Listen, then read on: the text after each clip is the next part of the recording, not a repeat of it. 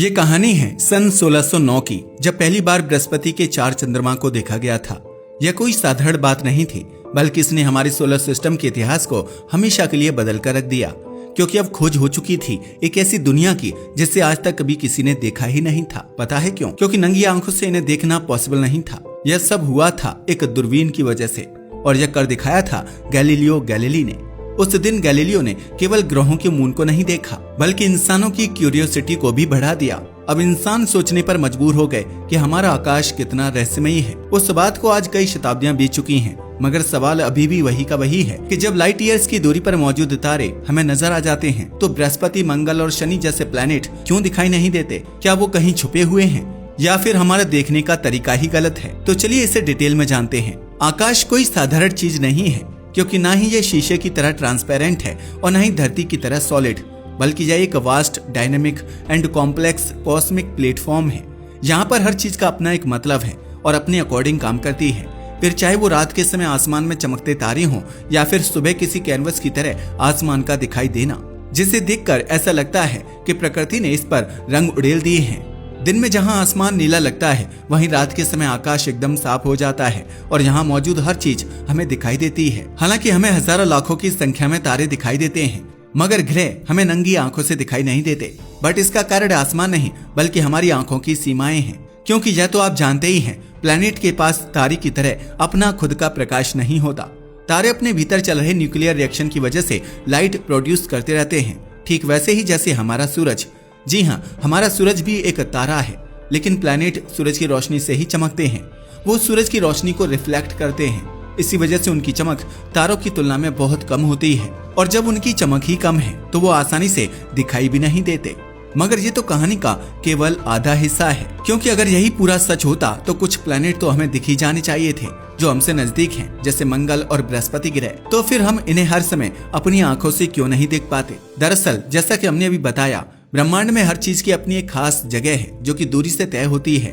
जिस धरती पर आज इतने देश और इतने कॉन्टिनेंट्स मौजूद हैं, वह सौरमंडल का एक छोटा सा हिस्सा है, या फिर यूं कहें कि यह इस विशाल ब्रह्मांड में एक चींटी की तरह है। धरती की तरह बाकी ग्रह सूरज की परिक्रमा अलग अलग ऑर्बिट्स में करते हैं, चाहे फिर वह मंगल हो या बुध। वैसे तो सारे प्लैनेट ही खास हैं, मगर मंगल ग्रह का नाम बार बार उठता रहता है, क्योंकि इसे दूसरी धरती तक कहा जाता है। तो चलिए इसे मंगल के एग्जाम्पल से समझते हैं। मंगल ग्रह की बात की जाए तो यह धरती से लगभग 12.5 करोड़ किलोमीटर दूर है। हालांकि यह दूरी हमेशा फिक्स नहीं रहती, जिसका अंदाजा आप इस बात से लगा सकते हो कि जब धरती और मंगल दोनों सूरज के एक ही तरफ होते हैं, तो यह दूरी घटकर 5.6 करोड़ किलोमीटर तक रह जाती है, जिसे अपोजिशन कहा जाता है। अपोजिशन यानी वह स्थिति जब मंगल ग्रह हमारी धरती के सबसे नजदीक होता है। मंगल तो नजदीक है, मगर आउटर प्लैनेट्स जैसे जुपिटर और शनि ग्रह हमारी धरती से और भी ज्यादा दूर है। अगर शनि की बात की जाए तो इसकी दूरी धरती से 142.7 करोड़ किलोमीटर है। वहीं जुपिटर का धरती से एवरेज डिस्टेंस 77.8 करोड़ किलोमीटर है। तो अब आप खुद ही सोचिए, इतनी दूरी से यह ग्रह हमारी आंखों को साफ कैसे दिख सकते हैं? असल में इतनी दूरी पर होने के कारण ये प्लैनेट जब सूरज की रोशनी को रिफ्लेक्ट करते हैं, तो वह रोशनी हम तक पहुँचते पहुँचते बहुत कमजोर पड़ जाती है, जिसकी वजह से हमें प्लैनेट बहुत धुंधले दिखाई देते हैं। हमें पता है, अब आप सोच रहे होंगे, क्या बस दूरी की वजह से ही हमें प्लैनेट नहीं दिखाई देते? जी नहीं, ये पूरा सच नहीं है, क्योंकि अगर ऐसा होता तो हम कभी भी किसी भी प्लैनेट को देख ही नहीं पाते।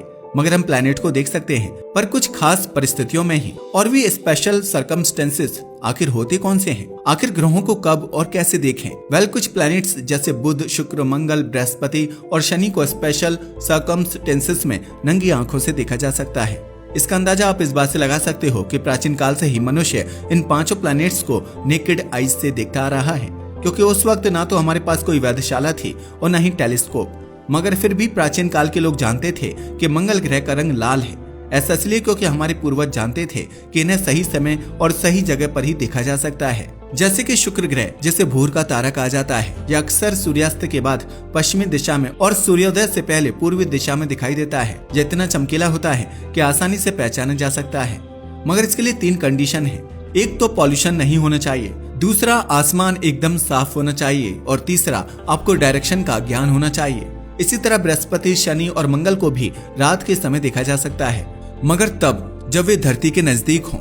वैसे इन समय एक प्लैनेट ऐसा भी है जिसे देखना सबसे ज्यादा मुश्किल है, और वह है सूरज का सबसे नजदीकी ग्रह बुध। बुध सूरज से सबसे नजदीक है और हमारे सूरज की तेज चमक इस ग्रह को कहीं ना कहीं छुपा लेती है। जैसा कि हमने अभी आपको बताया, 5 प्लैनेट को हम देख पाते हैं, मगर सवाल ये है कि उसके लिए सही समय क्यों जरूरी है?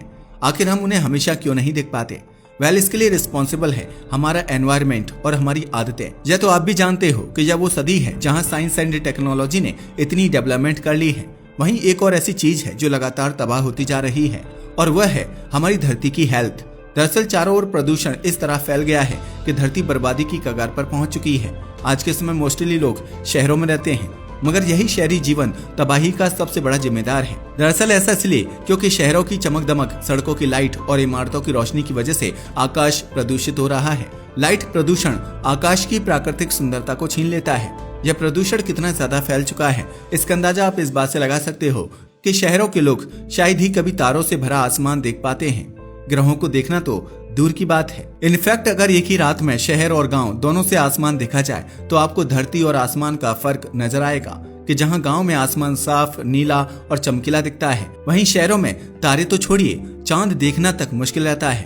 एक्चुअल में लाइट पॉल्यूशन की वजह से आसमान के ऑब्जेक्ट हमारी आंखों से ओझल हो जाते हैं। जबकि अगर आप किसी शांत गांव या पहाड़ी इलाके में जाएंगे तो आप यहाँ आकाश में तारों के साथ साथ ग्रह को भी देख सकते हैं। एक्चुअल में बृहस्पति और शनि रात के समय चमकते हुए तारों की तरह दिखते हैं। हालांकि ये भी सूरज की रोशनी को ही रिफ्लेक्ट करते हैं, मगर उनकी चमक स्थिर होती है जबकि तारे टिमटिमाते हैं और यही चीज इन्हें तारों से अलग कर देती है।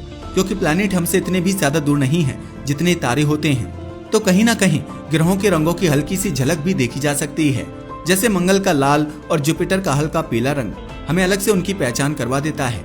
अब सवाल ये है कि क्या दूरी और लाइट पॉल्यूशन ही प्लैनेट की नेकेड आइज से ना दिखने के रीजन है? ऐसा नहीं है, क्योंकि दूरी और लाइट पॉल्यूशन के अलावा और भी कई रीजन हैं जिसके कारण हम अपने प्लैनेट्स को नहीं देख पाते, जिसमें पहले नंबर पर आता है हमारा वायुमंडल।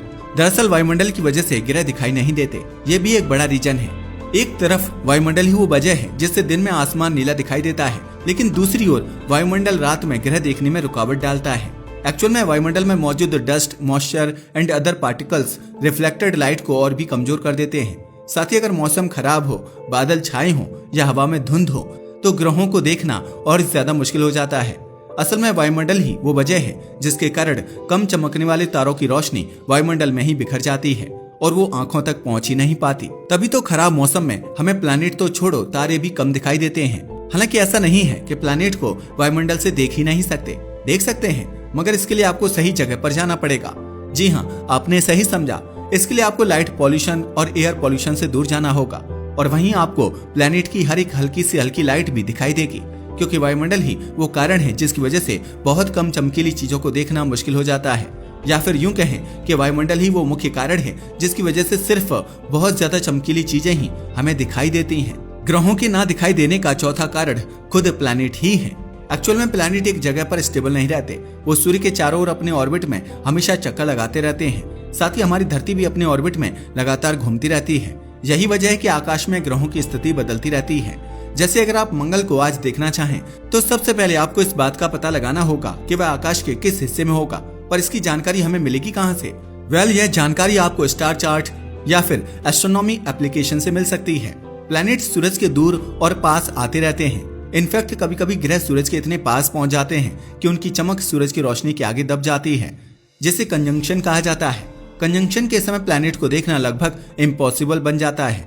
हालांकि जब धरती के नजदीक यानी अपोजिशन के समय उनकी चमक और ज्यादा बढ़ जाती है तो उन्हें देखना आसान हो जाता है।